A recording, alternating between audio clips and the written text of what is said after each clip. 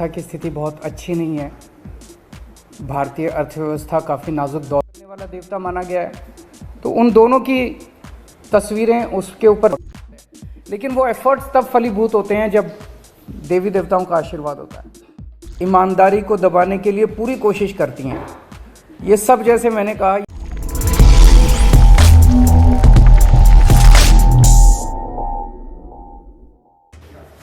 आप सब लोगों को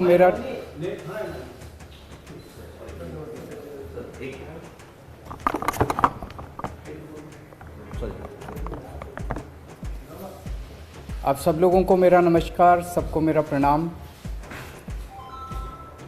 हम सब लोग देख रहे हैं कि हमारी अर्थव्यवस्था, भारतीय अर्थव्यवस्था की स्थिति बहुत अच्छी नहीं है। भारतीय अर्थव्यवस्था काफ़ी नाजुक दौर से गुज़र रही है। हम सब लोग देख रहे हैं कि किस तरह से डॉलर के मुकाबले में रुपया दिन प्रतिदिन कमज़ोर होता जा रहा है, और इन सब चीज़ों की मार हमारे देश के एक आम आदमी को भुगतनी पड़ती है। ऐसा क्यों है कि आज भी भारत एक विकासशील देश है।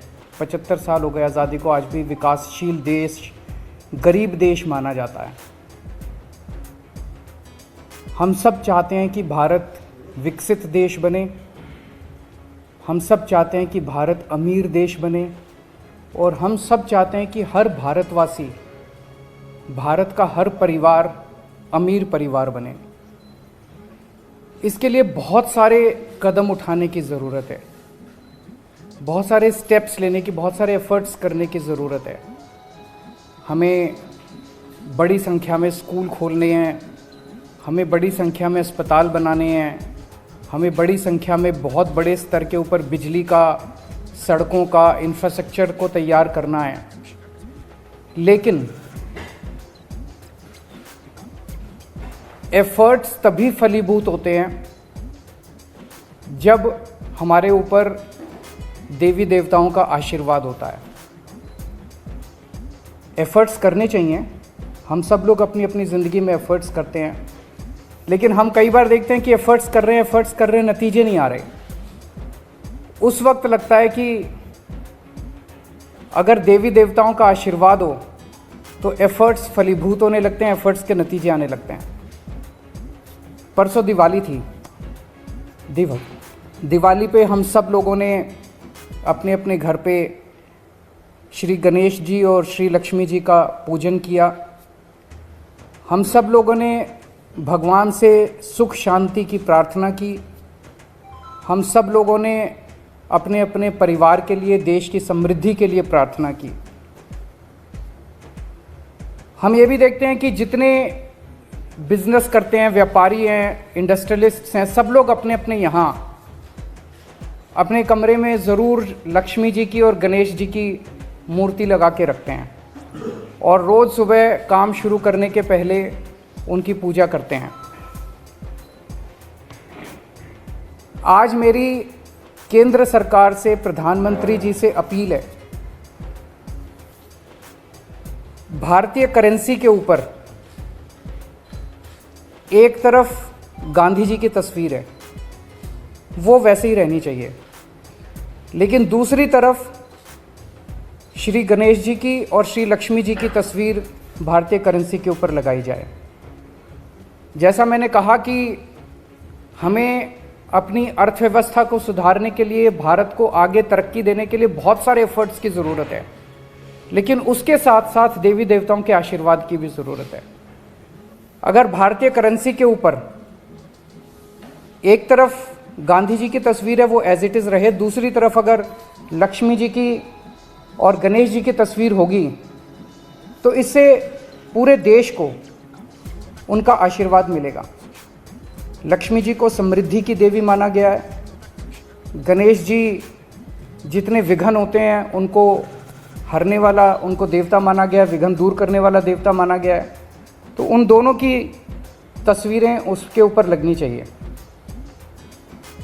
हम ये नहीं कह रहे कि सारे नोट बदले जाएं, लेकिन जितने फ्रेश नोट्स छपते हैं, अभी जो नोट्स हैं वो एज इट इज़ रहें, लेकिन जो हर महीने फ्रेश नोट्स छपते हैं, वो फ्रेश नोट्स के ऊपर ये शुरुआत की जा सकती है और धीरे धीरे करते करते सर्कुलेशन में काफ़ी मात्रा में ये वाले नए नोट आ जाएंगे। इंडोनेशिया एक मुस्लिम कंट्री है, 85% से ज़्यादा उनकी आबादी मुस्लिम है, 2% से कम हिंदू हैं वहाँ पे, लेकिन उन्होंने भी अपने नोट के ऊपर गणेश जी की तस्वीर छापी हुई है। तो मैं समझता हूँ कि ये एक बहुत अहम कदम है जो कि केंद्र सरकार को उठाना चाहिए। आज मैं आप सब लोगों के माध्यम से, मीडिया के माध्यम से, इस देश के 130 करोड़ लोगों की तरफ से केंद्र सरकार से और माननीय प्रधानमंत्री जी से अपील करता हूँ कि भारतीय करेंसी के ऊपर लक्ष्मी जी की और गणेश जी की तस्वीर लगाई जाए। अगर इस पे कोई प्रश्न है आपके तो।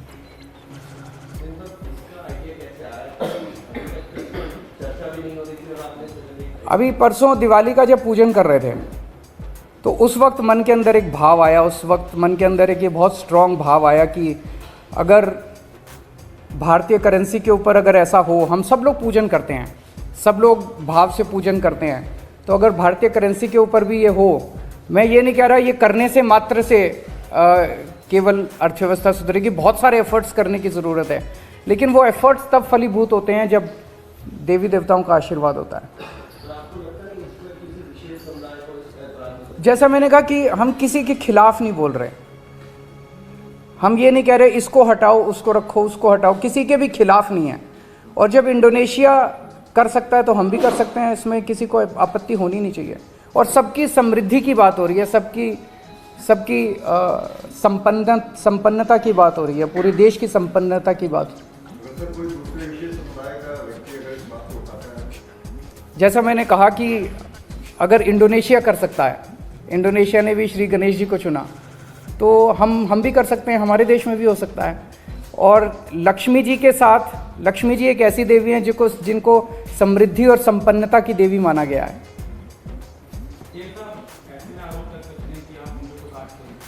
आरोप लगाने वाले तो 100 आरोप लगाएंगे, आरोप लगाने दीजिए, लेकिन मुझे लगता है कि आप किसी से भी बात कर लीजिए। मैंने पिछले कुछ दिनों में कई लोगों से बात की, सब लोगों को लगा कि ये बहुत अच्छा आइडिया है और ये होना चाहिए।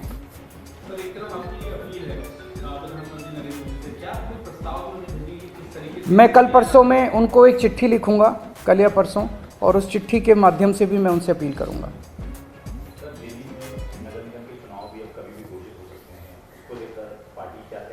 हम पूरी तरह से तैयार हैं और इन लोगों ने जितने भी एफर्ट्स किए चुनाव टालने के, गलत तरीके से इन्होंने डिलिमिटेशन किया, बता रहे हैं इस तरह से कर दिया कि बीजेपी का एरिया एक साथ कर दिया, दूसरे वोट एक साथ कर दिए, जो मर्जी कर लेंगे, लेकिन दिल्ली की जनता इनको नकारने वाली है। गुजरात में इलेक्शन अनाउंस होने वाले हैं, माना जा रहा है कि साथ ही में ऐसे लग रहा है कि अटेंशन डाइवर्ट ना हो जाए आम आदमी पार्टी से, लग रहा है। ये लोग बहुत सारी कोशिशें करेंगे, जो भी असुरी शक्तियाँ होती हैं वो सच को दबाने के लिए, ईमानदारी को दबाने के लिए पूरी कोशिश करती हैं। ये सब, जैसे मैंने कहा, ये सब असुरी शक्तियाँ हैं जो हमारे खिलाफ इकट्ठी हो गई हैं, और ये जितना मर्जी कुछ कर ले, ये जनता को दबा नहीं सकती। जनता की आवाज़ है, जनता, दिल्ली की जनता ने देखा कि आम आदमी पार्टी को स्कूलों की जिम्मेदारी दी, इन्होंने स्कूल अच्छे कर दिए। आम आदमी पार्टी को अस्पतालों की जिम्मेदारी दी, इन्होंने अस्पताल अच्छे कर दिए। तो अब दिल्ली की जनता कह रही है एक बार इनको सफाई की भी जिम्मेदारी देंगे हम। तो जनता मन बना चुकी है, ये जो मर्जी कर ले, जनता की इच्छा को नहीं दबा सकते, सच को नहीं दबा सकते, ईमानदारी को नहीं दबा सकते।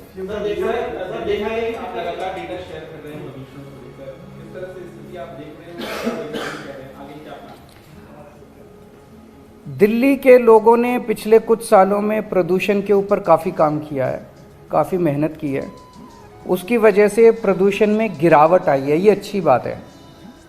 प्रदूषण बढ़ा नहीं है। अक्सर देखा गया कि जैसे जैसे विकास होता है वैसे वैसे प्रदूषण बढ़ता जाता है, ज़्यादा व्हीकल्स आते हैं सड़क पे और प्रदूषण बढ़ता है, लेकिन दिल्ली में प्रदूषण बढ़ने की बजाय कम होने लगा है। ये दिखाता है कि हमारे एफर्ट्स सही दिशा में हैं, उन एफर्ट्स में और तेज़ी करने की ज़रूरत है। जो नतीजे आए हैं वो काफ़ी उत्साहवर्धक हैं, लेकिन हम उनसे सेटिस्फाइड नहीं हैं। अभी हमें और भी बहुत आगे जाने की ज़रूरत है, और हम दिल्ली को दुनिया का सबसे क्लीन एयर वाला शहर बनाएंगे।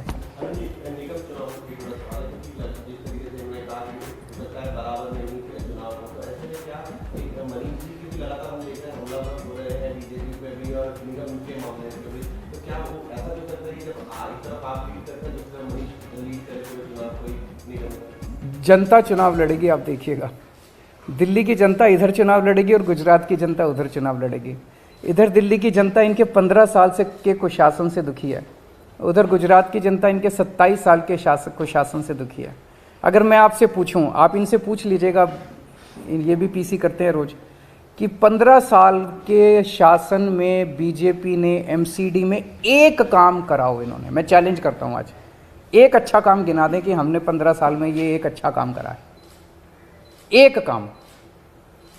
भारतीय जनता पार्टी 15 साल से दिल्ली नगर निगम में काम कर रही है, एक काम गिना दें जो इन्होंने अच्छा किया। गुजरात में 27 साल से काम कर रहे हैं, एक काम गिना दें जो इन्होंने अच्छा किया।